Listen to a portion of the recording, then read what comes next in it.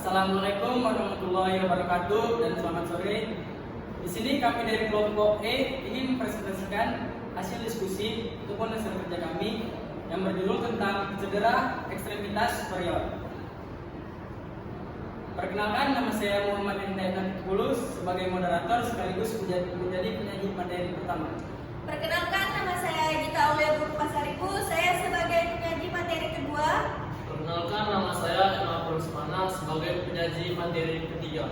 Perkenalkan, nama saya Evida Muhammad sebagai penyaji materi keempat. Langsung saja kami akan mempresentasikan hasil kerja kami. Yang pertama ada cedera ekstremitas superior. Ada pengertian cedera ekstremitas superior.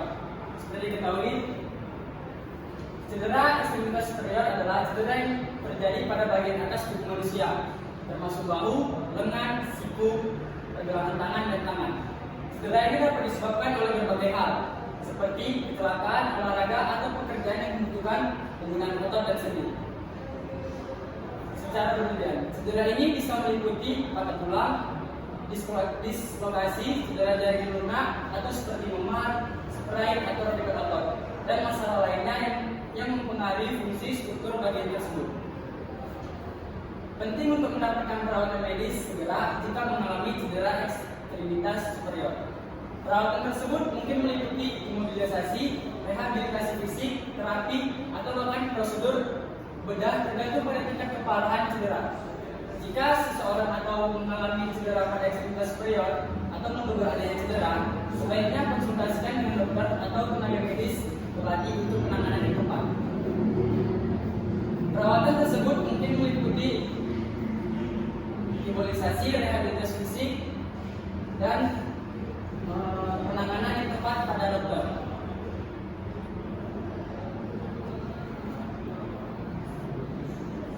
Selanjutnya akan disampaikan penyaji materi kedua.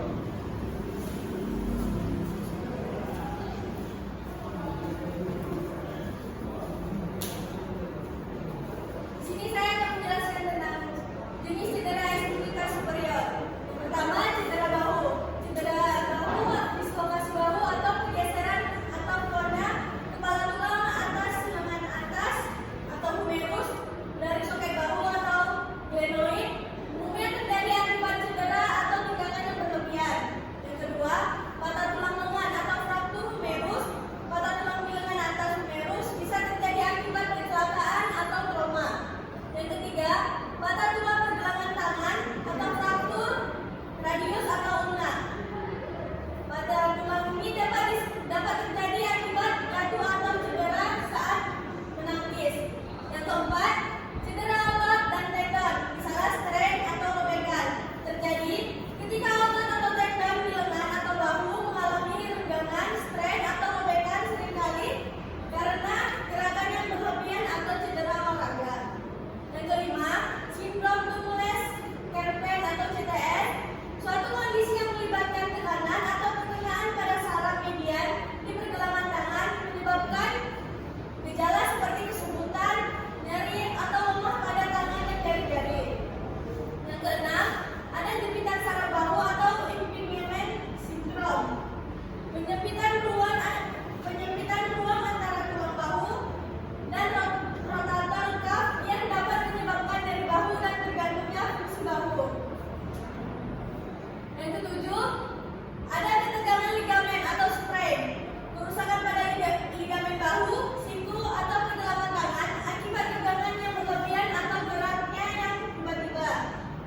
Dan yang terakhir, yang kedelapan, cedera tangan, misalnya jari patah atau dislokasi, patah tulang atau dislokasi pada jari-jari tangan akibat trauma, kecelakaan, atau aktivitas fisik.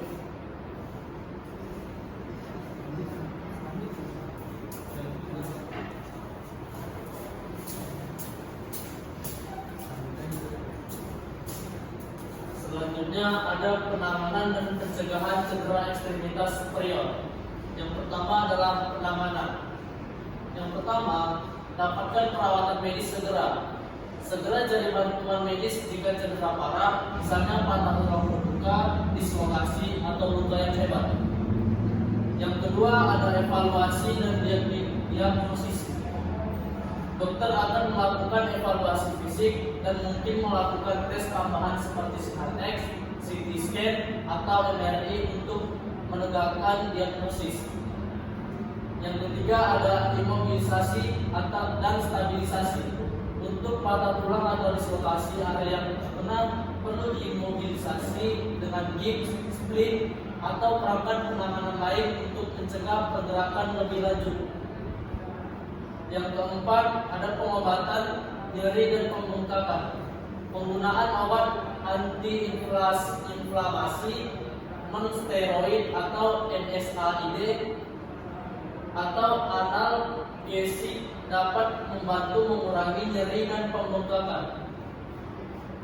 Yang kelima ada terapi fisik dan rehabilitasi. Setelah fase akut cedera, terapi fisik dan latihan membantu mempercepat proses penyembuhan dan menghindari kekakuan otot dan sendi. Yang keenam ada terapi okupasional.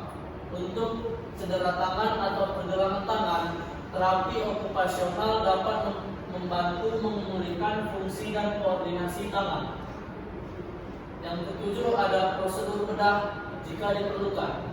Dalam beberapa kasus seperti patah tulang yang kompleks atau dislokasi yang sulit, mungkin perlu diintervensi bedah untuk memulihkan struktur normal dan fungsi. Dan yang terakhir, pemantauan dan tindak lanjut. Penting untuk mengikuti arahan dokter dan melakukan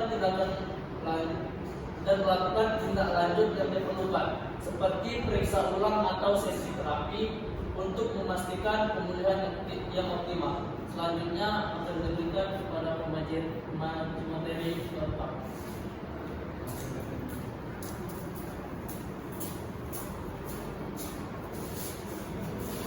Baik, di sini saya akan melanjutkan materi kami yaitu mengenai pencegahan. Yang pertama yaitu lakukan pemanasan dan pendinginan yang tepat sebelum dan setelah melakukan aktivitas fisik atau berolahraga. Kedua, digunakan perlindungan saat berpartisipasi dalam olahraga atau aktivitas fisik yang beresiko tinggi. Yang ketiga, latihan otot dan kekuatan. Ini dilakukan latihan kekuatan dan kondisi fisik secara teratur untuk membangun otot dan ligamen yang kuat. Dan yang keempat, pemeliharaan peralatan olahraga. Ini dipastikan peralatan olahraga Anda dalam kondisi baik dan sesuai. Kelima, terapkan teknik yang benar. Ini dipelajari dan diterapkan teknik yang benar dalam olahraga atau aktivitas fisik. Keenam, hindari overtraining. Ini dijaga keseimbangan antara latihan dan istirahat. Ketujuh, perhatikan. Ini perhatikan tekanan dan beban. Ini dihindari membebani ekstremitas secara berlebihan. Kedelapan, hindari kegiatan beresiko tinggi. Ini dihindari kegiatan atau situasi yang beresiko tinggi, seperti pertengkaran fisik atau kecelakaan yang dapat menyebabkan cedera. Kesembilan, pertahanan kesehatan tubuh secara keseluruhan. Maka makan makanan seimbang, cukup tidur, dan jalani gaya hidup sehat untuk memastikan tubuh Anda dalam kondisi optimal. Kesepuluh, periksakan kondisi medis. Jika Anda memiliki kondisi medis tertentu yang dapat mempengaruhi ekstremitas superior, konsultasi dengan dokter untuk pengelolaan dan saran pencegahan yang sesuai. Dan yang terakhir yaitu 11, berlatih keamanan di tempat kerja. Ini ikuti pedoman keselamatan di tempat kerja, terutama jika pekerjaan Anda melibatkan risiko cedera pada ekstremitas superior.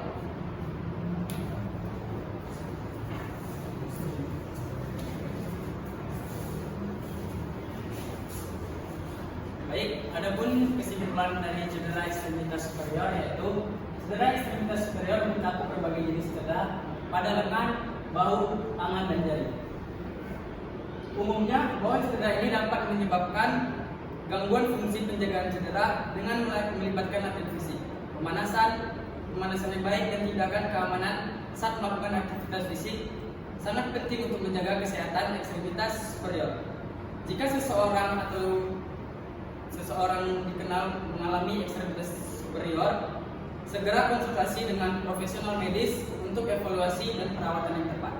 Mungkin itu saja yang bisa kami sampaikan. Jika ada kekurangan atau kelebihan, kami mohon maaf.